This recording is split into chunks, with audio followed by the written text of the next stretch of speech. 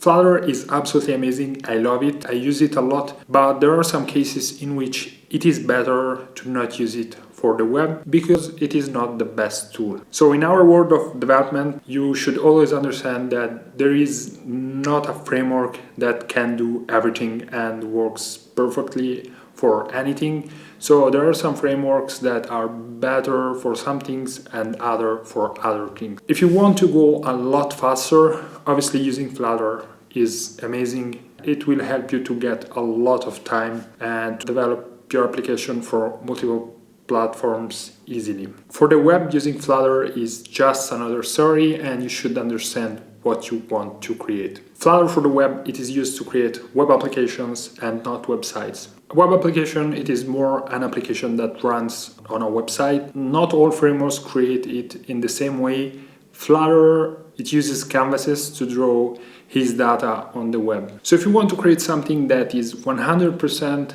SEO friendly and works for the web and search engines are happy to get it and to find it, obviously you are not going to use Flutter for the web at all. And with this, I don't mean that you don't have to use Flutter at all, but I mean, for example, you can, this is how I do it, you can create an application for Android and iOS with Flutter, also desktop, but when you arrive to web, use a different approach. This is if you want your website to be 100% SEO friendly, because if you want to build an application that it is, for example, a dashboard or anything that is about management, or you are not interested at all into SEO, you don't want the search engines to crawl your website, you obviously can go ahead with Flutter and it is going to work pretty fine. Now the point is that Flutter renders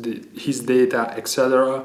using canvases, and obviously the crawler of Google, it is not able to understand what is those things that it crawls. Because for SEO, it is absolutely essential that you use tags and also that you use the correct tags for your use case. Even when you are developing with HTML and JavaScript, you cannot use, for example, all titles with H1, but there is a reason why you should use H1, H2, etc. And Google will understand some things based on these tags. So it is really important the meaning of the tag itself. It's really important that you don't use those. There are some packages that promise you that can make your Flutter application SEO friendly, but this is absolutely not working. It may work. I mean, it is easy to show some tags under the hood that show, for example, H1 when you insert a title widget.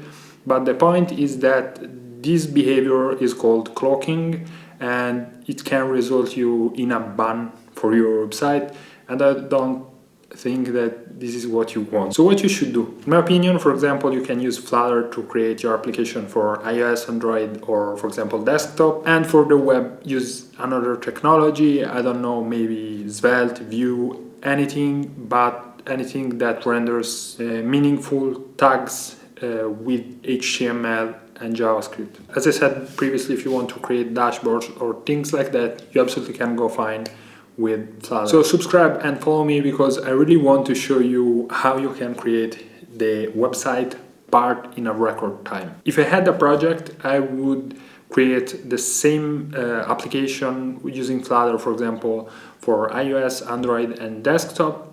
And on the web, use something like Astro with Svelte or Vue or, I don't know, React, anything that you want, and use the same data from a backend. Doesn't matter which backend you use. And obviously your application using Flutter can fetch the same data that the web part it is going to fetch.